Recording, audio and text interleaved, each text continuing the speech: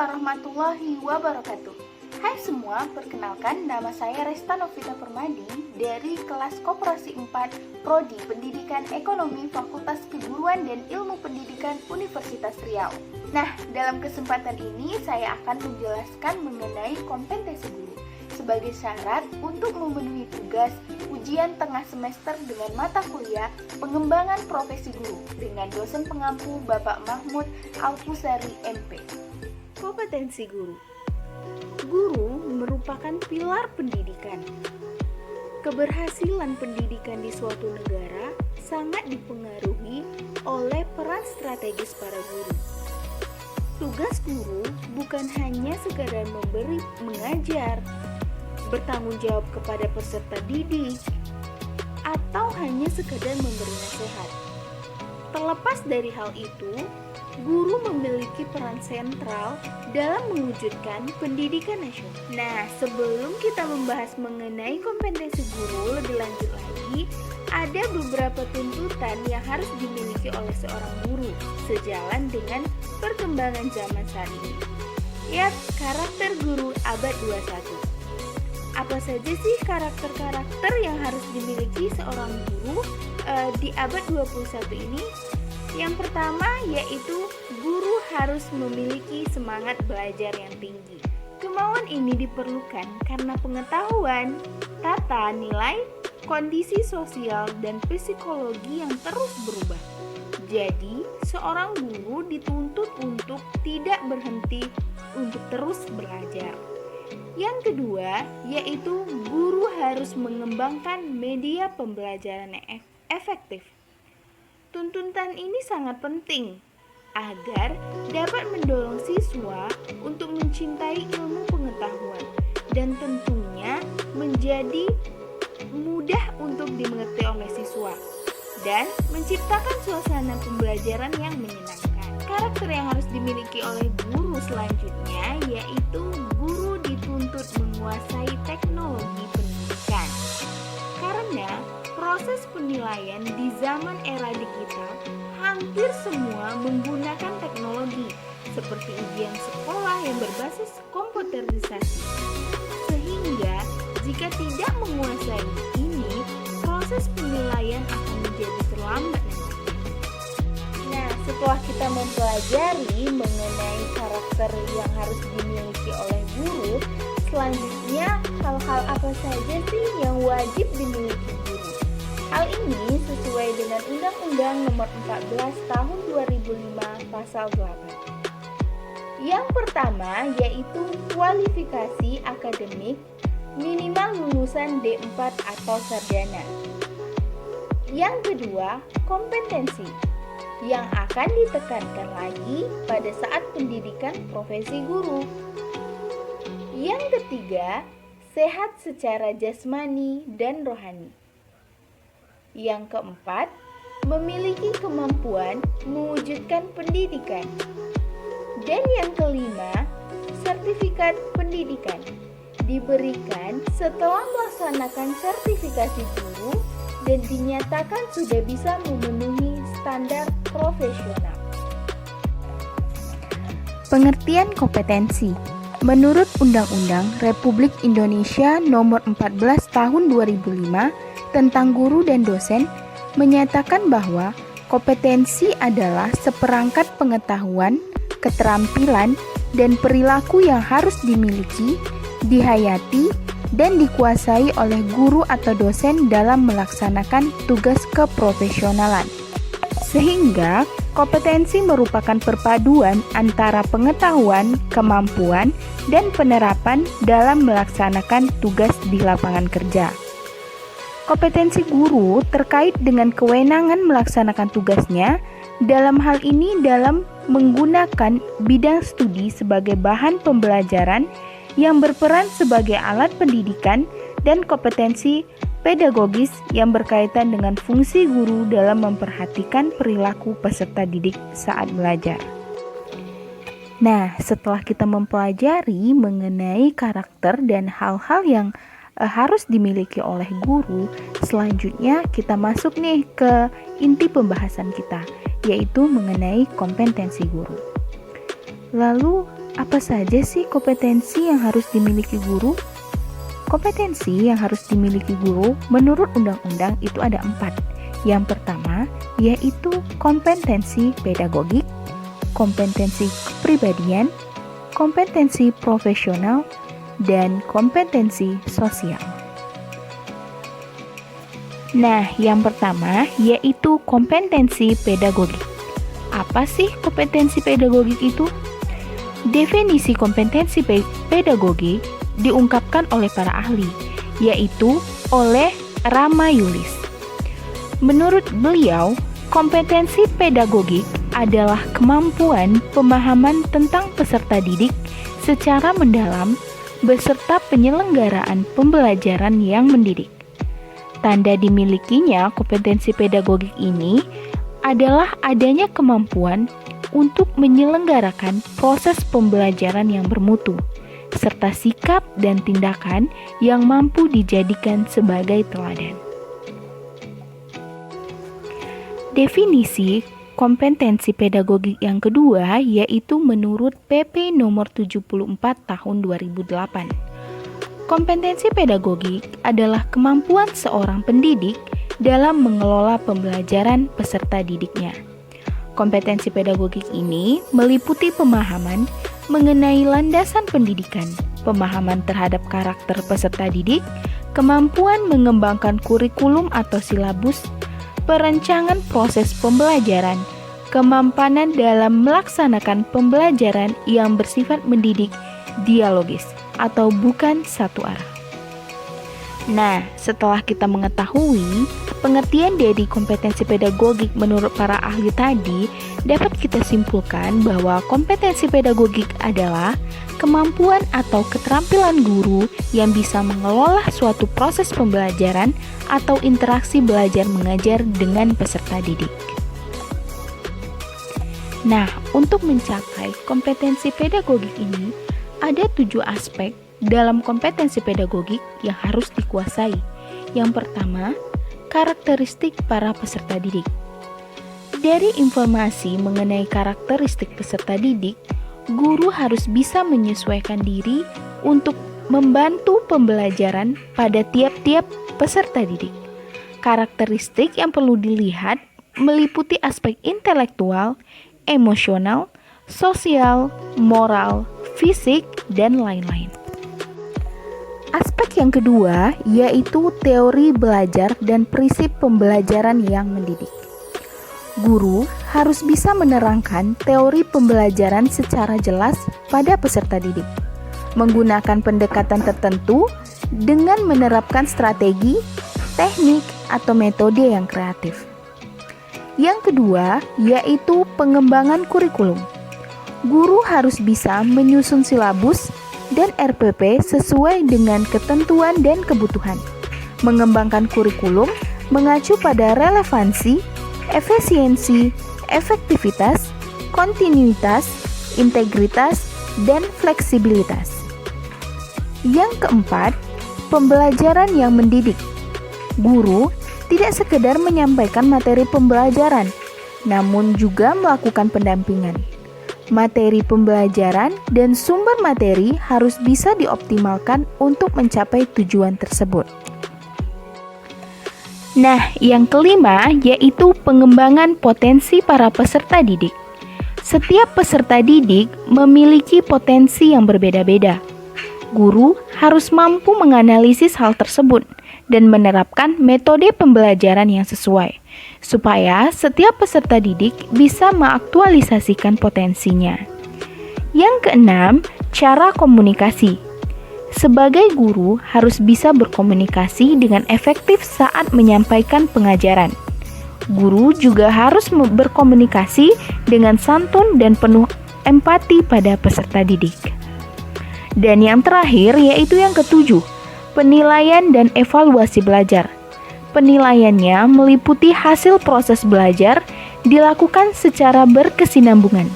Evaluasi terhadap efektivitas pembelajaran juga harus bisa dilakukan. Nah, setelah mengetahui aspek dari kompetensi pedagogik tadi, maka timbul pertanyaan, bagaimana sih cara seorang guru memperoleh kompetensi ini? Kompetensi pedagogik bisa diperoleh melalui proses belajar masing-masing guru secara terus-menerus dan tersistematis, baik sebelum menjadi guru maupun setelah menjadi guru. Nah, kita masuk ke kompetensi yang kedua, yaitu kompetensi kepribadian. Kompetensi kepribadian berkaitan dengan karakter personal. Ada indikator yang mencerminkan kepribadian positif seorang guru, yaitu seperti supel, sabar, disiplin, jujur, rendah hati, berwibawa, santun, empati, ikhlas, berakhlak mulia, bertindak sesuai norma sosial dan hukum, dan lain-lain. Kepribadian positif wajib dimiliki seorang guru, karena para guru harus bisa jadi teladan bagi para siswanya. Selain itu, guru juga harus mampu mendidik para. Nah, selanjutnya penjelasan mengenai kompetensi kepribadian guru juga terdapat di dalam penjelasan Peraturan Pemerintah Nomor 19 Tahun 2005 tentang Standar Nasional Pendidikan. Disebutkan bahwa kompetensi kepribadian guru yaitu kemampuan kepribadian yang mantap, stabil, dewasa, arif dan bijaksana, berwibawa, berakhlak mulia, menjadi teladan bagi peserta didik dan masyarakat, mengevaluasi kinerja sendiri, dan mengembangkan diri secara berkelanjutan. Lalu, apa sih arti penting kompetensi kepribadian itu? Nah, arti penting kompetensi kepribadian itu mengarah kepada guru adalah pendidik profesional yang bertugas untuk mengembangkan kepribadian siswa atau sekarang lebih dikenal dengan karakter siswa. Penguasaan kompetensi kepribadian yang memadai dari seorang guru akan sangat membantu upaya pengembangan karakter siswa. Dengan menampilkan sebagai sosok yang bisa digugu atau dipercaya dan ditiru, secara psikologis anak cenderung akan merasa yakin dengan apa yang sedang dipelajari gurunya. Misalnya, ketika guru hendak memberi pelajaran tentang kasih sayang kepada siswanya, tetapi di sisi lain secara disadari atau biasanya tanpa disadari, gurunya sendiri malah cenderung bersikap tidak senonoh, mudah marah, dan sering bertindak kasar. Maka, yang akan melekat pada siswanya bukanlah sikap kasih sayang, melainkan sikap tidak senonoh itulah yang lebih berkesan dan tertanam pada siswa dan pikiran serta keyakinan siswanya. Kompetensi kepribadian ini berperan menjadikan guru sebagai pembimbing, panutan, contoh, teladan bagi siswa. Dengan kompetensi kepribadian yang dimiliki, maka guru bukan hanya sebagai pendidik dan pengajar, tapi juga sebagai tempat siswa dan masyarakat bercermin. Hal ini sejalan dengan yang dikemukakan oleh Ki Hajar Dewantoro dalam sistemnya, yaitu guru harus ing ngarsa sung tulodo, ing madya mangunkarso tut uri handayani. Kompetensi yang ketiga yang harus dimiliki oleh guru adalah kompetensi profesional. Kompetensi profesional guru adalah kemampuan atau keterampilan yang wajib dimiliki supaya tugas-tugas keguruan bisa diselesaikan dengan baik. Keterampilannya berkaitan dengan hal-hal yang cukup teknis dan akan berkaitan langsung dengan kinerja guru. Nah, indikator kompetensi profesional guru diantaranya yang pertama, menguasai materi pelajaran yang diampu, berikut struktur, konsep, dan pola keilmuannya. Yang kedua, menguasai standar kompetensi atau SK pelajaran, kompetensi dasar pelajaran, dan tujuan pembelajaran dari suatu pelajaran yang diampu. Yang ketiga, mampu mengembangkan materi pelajaran dengan kreatif sehingga bisa memberi pengetahuan dengan lebih luas dan mendalam bagi peserta didik. Yang keempat, mampu bertindak reflektif demi mengembangkan keprofesionalan secara kontinu. Dan yang kelima, mampu memanfaatkan teknologi informasi dan komunikasi dalam proses pembelajaran dan juga pengembangan diri.